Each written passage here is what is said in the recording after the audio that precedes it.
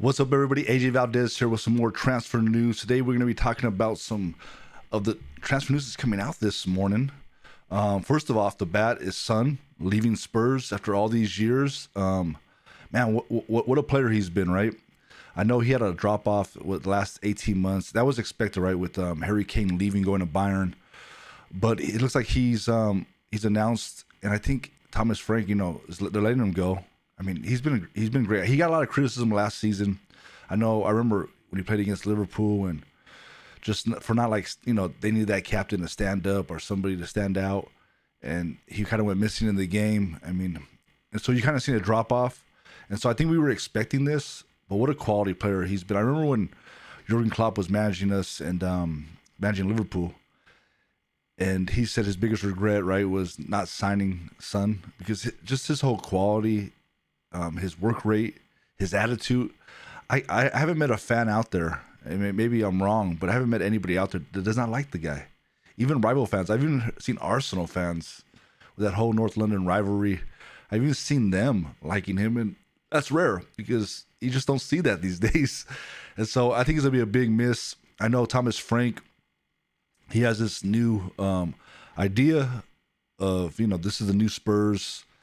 They're playing different. I seen that against Arsenal. I mean, they scored that goal. What a great goal it was, right from nearly the halfway line, and they scored that goal. But they sat in deep, right? They defended well. They closed the gaps, and that's that.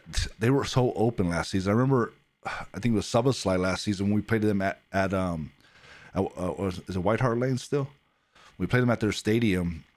He was like there was just so much space to run into. So you don't see that now. You see that low block, and so. It's a different system, and maybe Son, he's getting old now. I think he's 33. Maybe he's losing his legs, and as you get older, you lose your legs. I know I did. I lost a lot of pace once you hit 35. Once you hit your 30s, you start to slow down, and so maybe he's losing that. But I still think he has a couple of good years left in him. He's 33, I think. So we'll see where he goes. But yeah, what a big loss. What a great player. I just want to shout him out because he's quality, great attitude, great guy. And I guess we'll see what the future brings for him. I think, he's been loyal to Spurs. You don't see that a lot, right? I mean, I know other teams probably wanted to sign him over the years. Maybe Liverpool wanted to sign him too. But he stayed loyal. And you don't see that a lot of players these days. But yeah, we'll see. We'll see. Speaking of loyalty, we're going to move on to Isak. Isak, this whole transfer, you guys are probably sick of it. Tell me in the comments below, are you sick of hearing about this Isak saga? It going on. It's you just don't know what to believe. He's coming, he's going, he's training in Spain by himself with his old club. The relationship's falling down, and then this morning, Isak's going to rejoin the Newcastle team to integrate back into the squad. You just don't know what to believe, right? We do know that Liverpool put that bid in. We do know that they agreed personal terms with the player, right? But we know also that Newcastle have rejected that bid. And I think that this deal is heavily reliant on the fact that Sesko goes the other way, right?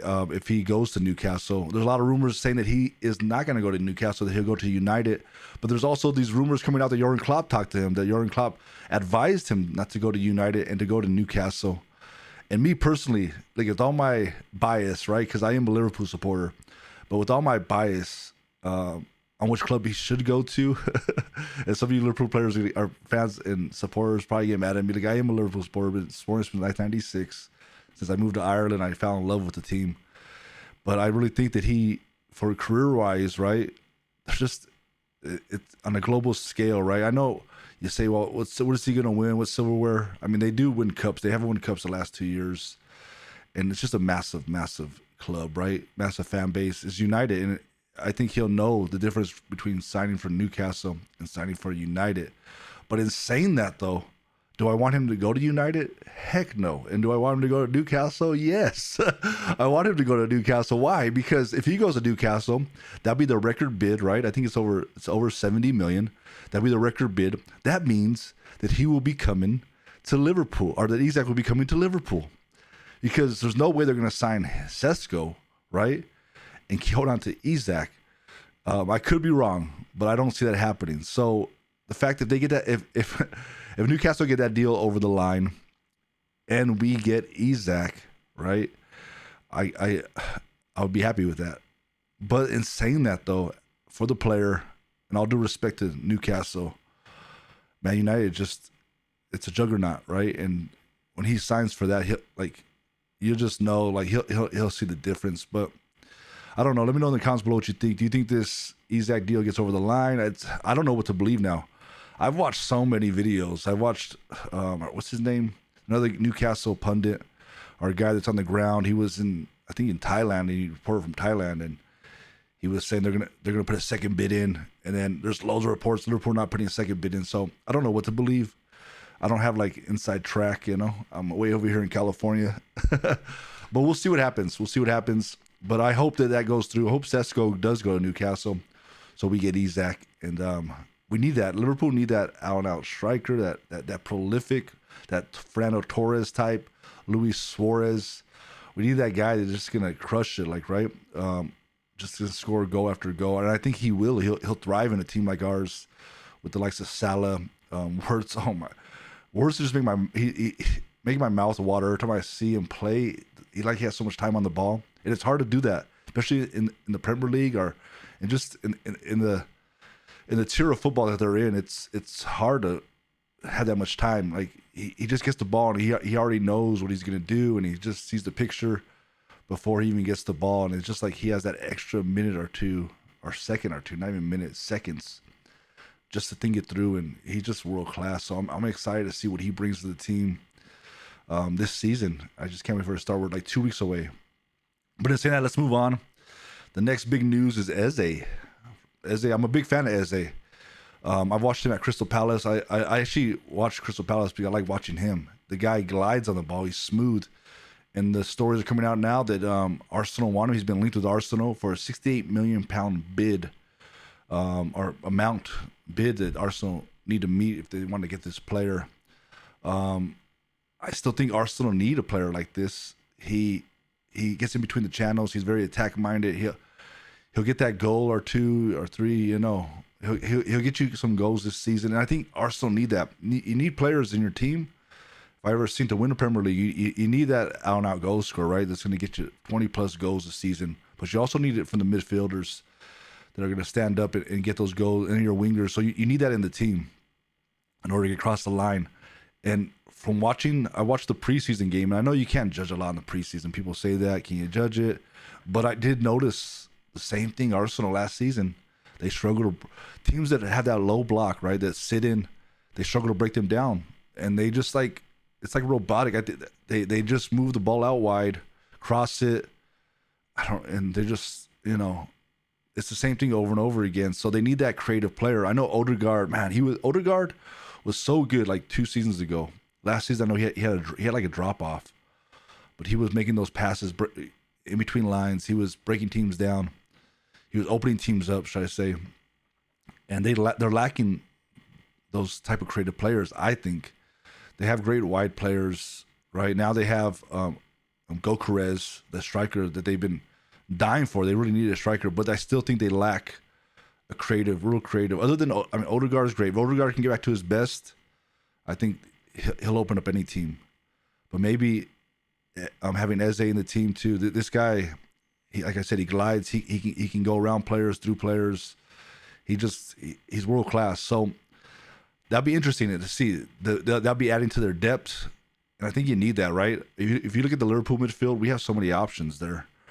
So many options. When it's not working, we can bring players on.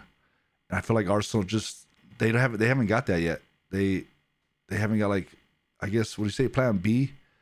They lack that creativity. So we'll see what happens. But yeah, that's all the transfer news I have for you today. There's other stuff too we can talk about.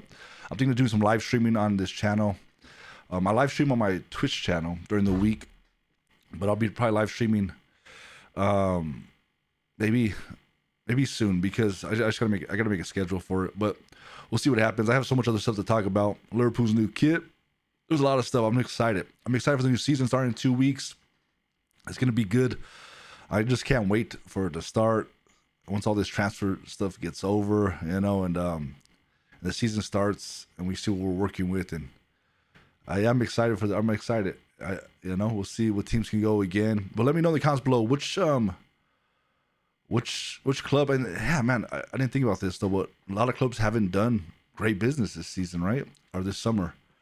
They haven't brought a lot of teams haven't brought people in and haven't strengthened their squad. I know you can already see the ones that have strengthened their squad, and I think they're going to be a real big threat. I watched Chelsea over the summer. A lot of people didn't like that summer, the Club World Cup. I thought it was great because it was in my time zone. I could watch it. But Chelsea, they're suffocating teams, and they look really, really good. So, and they've added quality to their squad. That João Pedro scored 2 crackers. I think he was semifinal. I was like, my goodness. So I guess we'll see. It's going to be a great season. I just can't wait. And it might not go how we think it's going to go. A lot of people are saying, "Oh, Liverpool haven't won already." Or a lot of fans are saying, if they don't win, it's an underachievement. If they don't win, I've seen some Everton fans saying if they don't win the quad, it's an underachievement. But let me know in the comments below what you think. Has your club been good in this transfer market? Let me know. But as always, guys, it's AJ Valdez. I will see you in the next one. Have a blessed day. Love football, live for the drama, the moments, the transfers? This is where football meets creativity.